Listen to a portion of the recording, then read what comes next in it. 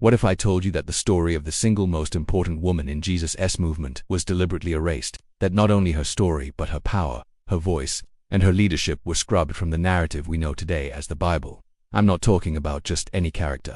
I'm talking about Mary Magdalene, the woman Christianity officially reduced to a mere sinner. But in the heart of the texts the church hid for centuries, a figure emerges so powerful she would have completely changed the course of Christian history if her voice had been silenced. We all know the official version. Mary Magdalene, the repentant prostitute who washed Jesus' feet with her tears and hair.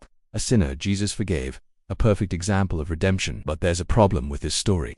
None of the canonical Gospels describe her this way. In fact, the first time she is identified as a sinner is in the 6th century by Pope Gregory the Great, hundreds of years after the original texts were written. This is not a minor error. It's a deliberate manipulation. It's an attempt to rewrite history to fit a power narrative. The real story of Mary Magdalene, hidden in texts like the Gospel of Thomas, the Gospel of Philip, and the Gospel of Mary, reveals an apostle, a teacher, and Jesus' closest companion, a leader so influential she was seen as a threat by other disciples, especially Peter. This isn't just a conspiracy theory. The manuscripts themselves are speaking to us. And today, we're going to listen to them. Argument 1. The ignored context, the falsehood of the sinner. First, let's dismantle the sinner narrative. Let's go to the text. In Luke 8:22, it is said that Mary of Magdala was one of the women who followed Jesus and that 7 demons had come out of her. The traditional interpretation says this refers to a past of sexual immorality, a kind of cardinal sin. But in the context of the 1st century, the 7 demons didn't signify a life of vice. Demons at that time were a metaphor for diseases, spiritual possessions, or a state of deep despair. They were the mental illnesses of the era. Curing her of 7 demons was an act of healing, not moral forgiveness. The idea that she was a prostitute is an invention, and this invention served to strip her of all authority. Because once you're a sinner, you can no longer be a teacher, you can no longer be a leader. Your testimony is suspect, and if your testimony is suspect, your message can be ignored. Argument 2. The evidence in the text, the apostle to the apostles. Now let's look at what the text does say. According to the 4 Gospels, Mary Magdalene was the first person to see the resurrected Jesus. She was entrusted with the most important message in all of Christian history. Go to my brothers and tell them, I am ascending to my Father and your Father, to my God and your God. This is the most crucial moment of revelation. Jesus didn't appear to Peter. He didn't appear to John. He appeared to Mary Magdalene and sent her to carry the message to the disciples. This is what it means to be an apostle. An apostle is one who is sent. The early church called her the apostle to the apostles, but that title disappeared over time. Why? Because Peter and the others didn't believe her. In Mark 16, we are told that when she told them, they didn't believe her. Imagine the scene. The leader of the group, Peter, dismissing Mary's word. This wasn't just a matter of faith, it was a matter of power. Who was going to lead the new movement?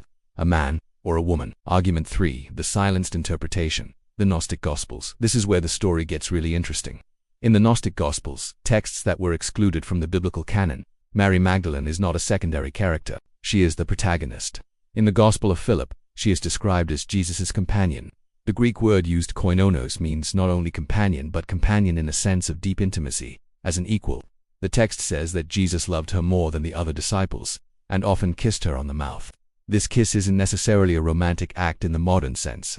It's a symbol of the transfer of wisdom, an act of spiritual initiation. This kiss makes her the primary recipient of Jesus' secret teachings. In the Gospel of Mary, she becomes the mediator between Jesus and the disciples.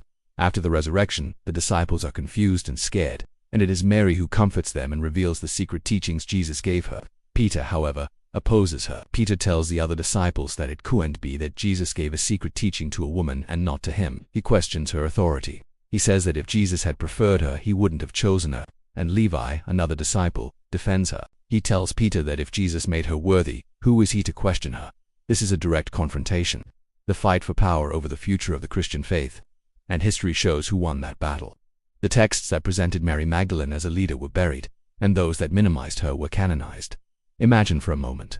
The early church, an incipient movement in a world dominated by Roman patriarchy.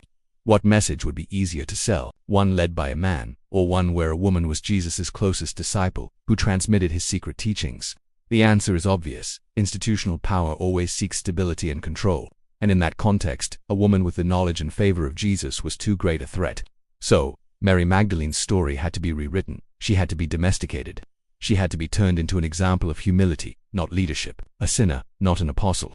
And that simple change has influenced how Christianity has viewed women for 2 millennia. This isn't a debate about whether Mary was an apostle or not. It's a debate about how power can manipulate history to control faith, and what we were told is not the whole truth. Let's go over it again with more emphasis. The image of the sinner, an invention of the church centuries later.